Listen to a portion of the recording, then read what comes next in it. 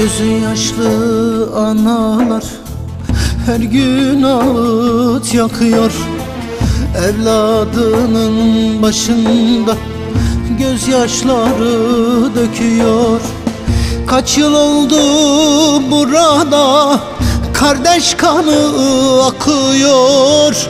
Doğduğum topraklara barış neden gelmiyor?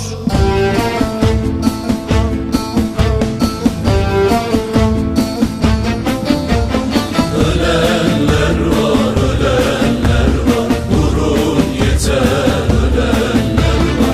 Gençliğinin baharında toprağa gömülenler var.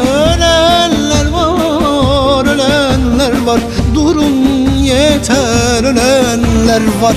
Gençliğinin baharında toprağa gömülenler var.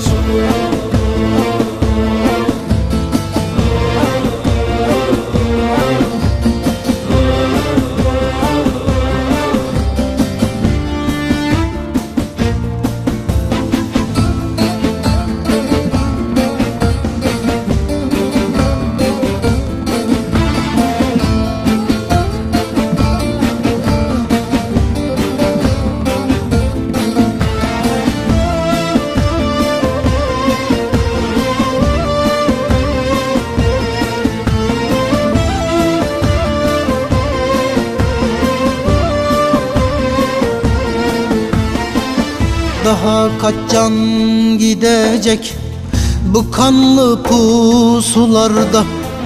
Yeter artık dur deyin bu kardeş kavgasına. Kaç yıl oldu burada kardeş kanı akıyor. Doğduğum topraklara barış neden gelmiyor?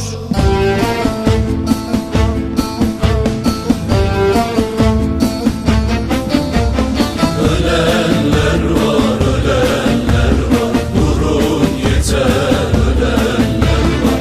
Gençliğinin baharında toprağa gömülenler var.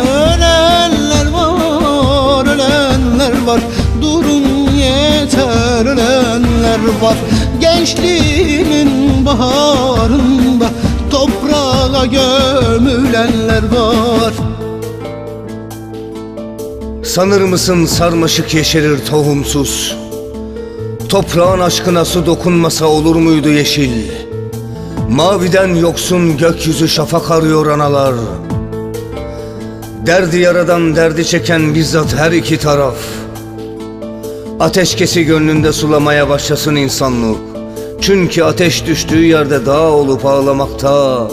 Ve şimdi dağ kıvamında soracak sübyanlar babasızlığın yetimliğini. Kim kallavi bir özüre hazır olacaksa öksüzün, bir genci ne kadar yaktığını bilmekle hükümlü kılınacak her iki cihanda.